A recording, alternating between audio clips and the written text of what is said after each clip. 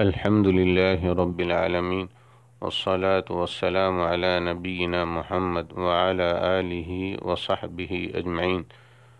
صحابہ کرام کے تعلق سے ہم پر واجب ہے کہ ہم اپنے دلوں اور زبانوں کو پاک و صاف رکھیں اور ان کے درمیان ہونے والے اختلافات میں نہ پڑیں، کیونکہ وہ اس بارے میں معذور ہیں۔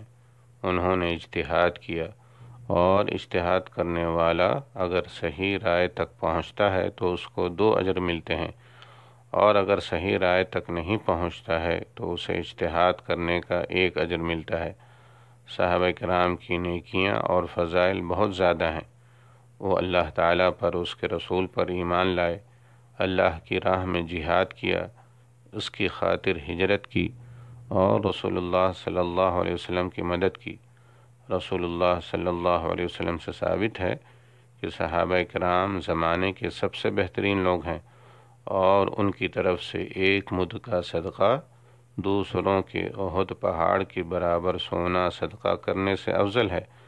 صحابہ کرام اللہ تعالیٰ کے نزدیک معزز اور مکرم ہے، لہذا ہم پر واجب ہے کہ ہم صحابہ کرام کے تعلق سے اپنے دلوں کو پاک و صاف رکھیں۔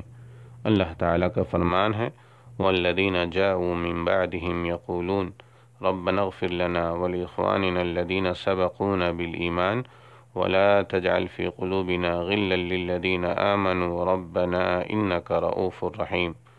اور ان کے لیے جو ان کے بعد آئے، وہ کہتے ہیں، اے ہمارے پروردگار، ہمیں بخش دے اور ہمارے ان بھائیوں کو بھی بخش دے جو ہم سے پہلے ایمان لا چکے ہیں، اور اہل ایمان کی طرف سے ہمارے دل میں کینہ اور دشمنی نہ ڈال۔